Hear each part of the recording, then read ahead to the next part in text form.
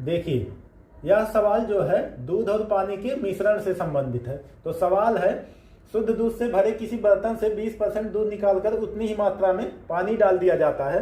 तो सवाल कह रहा है किसी बर्तन से 20% दूध निकालकर उतनी ही मात्रा में पानी डाल दिया जाता है। ठीक है, 20% दूध तो निकल रहा है, लेकिन दूध की मात्रा कितनी है पहले ये पता करना होगा ना।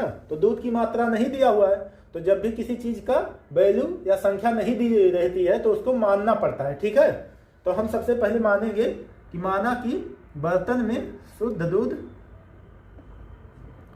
दूध की मात्रा कितनी है। तो हम मान लेते हैं कि माना कि शुद्ध दूध बर्तन में 100 लीटर है, तो 20% दूध निकालकर उतनी ही मात्रा में पानी डाल दिया गया है।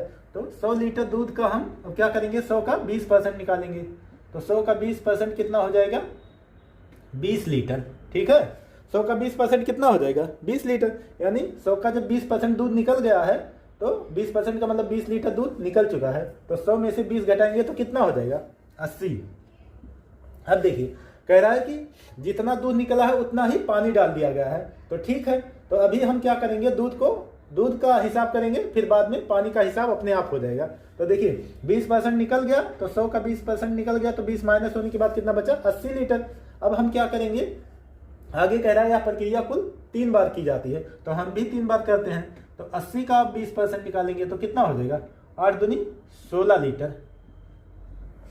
अब देखिए 80 का 20% 16 लीटर हो गया, तो 80 में से 16 घटा दीजिए तो कितना बचेगा, 64 लीटर दूध।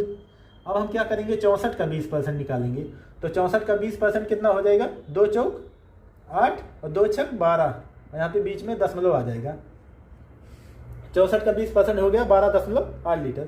तो 3 प्रक्रिया करने के बाद अब हम ये पता करेंगे कि कितना दूध निकल गया। तो 20, 16 और 12.8 ऐड करेंगे तो कितना हो जाएगा, 48.8 लीटर। ठीक है, 48.8 लीटर। ये क्या निकल चुका है, दूध निकल चुका है। तो दूध निकल चुका है तो उतना ही पानी भी तो ऐड हुआ है। तो ये जो दूध निकल चुका है ये पानी हो चुका है। ये किस चीज की मात्रा बन जाएगी, पानी की मात्रा। यानी 48.8 लीटर पानी अब उसमें पहुंच चुका है, किसमें, दूध में। तो शुद्ध दूध कितना है, 100 लीटर। तो 100 लीटर में से 48.8 घटा देंगे।